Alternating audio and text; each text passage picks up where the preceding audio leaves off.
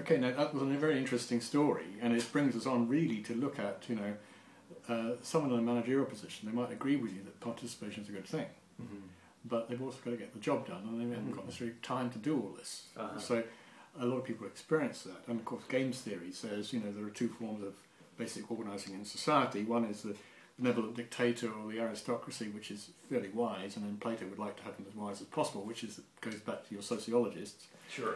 Or you have democracy, but then, how do you get things done with democracy? So I think that's a very interesting question, and Edinburgh, if I get his name correctly, must have addressed that. So I'd like to hear about how sociocracy helps with that question particularly. It explains what it is a little bit.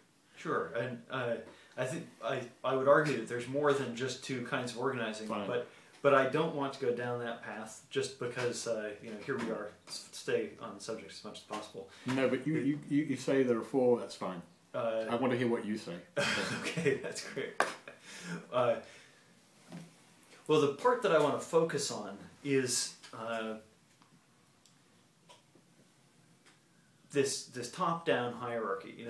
It is true that top-down systems are very good at serving as a kind of megaphone.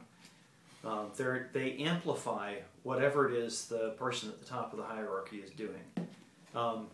There's this illusion of unilateral control, like the person on top gets to determine everything that happens. That's an illusion, but it is true that the hierarchy serves as an amplifier. So they may not get to control everything that happens, but they do influence things widely. And that's a good thing. It's good to be able to do that.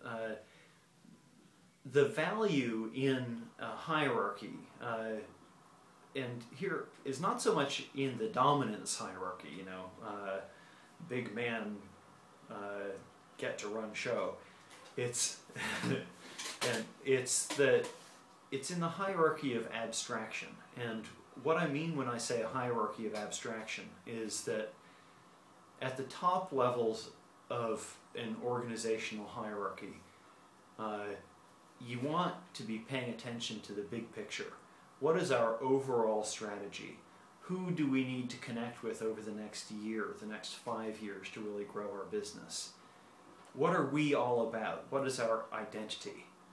Now, you can have input from all levels of the organization into that conversation, but it's important that that conversation be distinguished as a high level of abstraction conversation, and that you have somebody who's responsible for making sure that that conversation is conducted skillfully and consistently over time.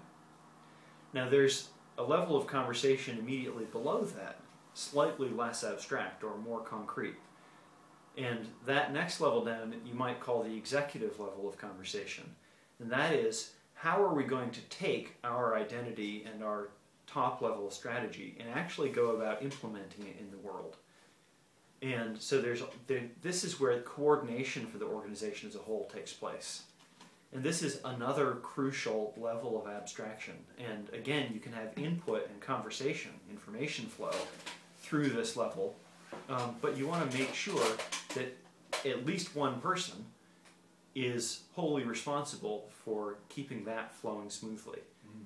And there may be additional layers of coordination depending on the size of your enterprise.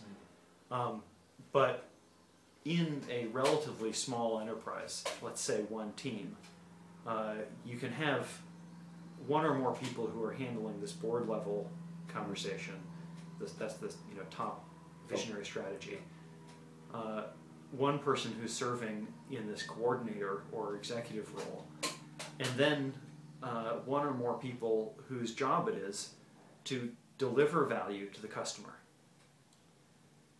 And that's enough. 3 levels of abstraction is enough to run any organization.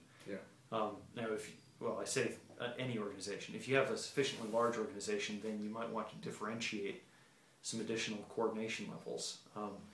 But again, I'm not going to get into the additional complexity there.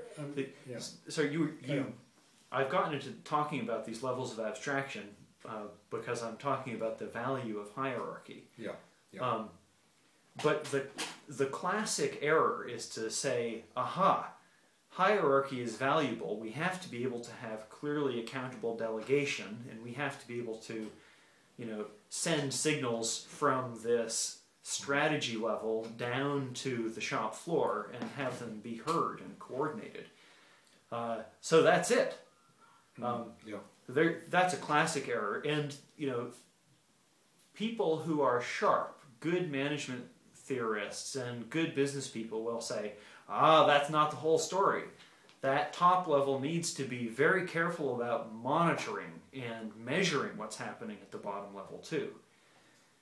Which is true. But there's something that people don't understand, which is that if the top level is solely responsible for that measurement process, then any flaws in their thinking, anywhere that they might be unconscious, is going to be reflected in how they go about measuring. And I promise you, every one of us has flaws in our thinking.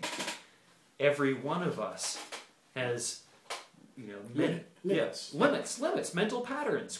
This is the nature of being the kind of being that we are. Yeah. And so the way that you handle that is you ensure that every level of the organization has the ability, not just the ability to write a letter, but the ability to send a message that cannot be ignored, that forces people on other levels of the organization to listen until it's heard.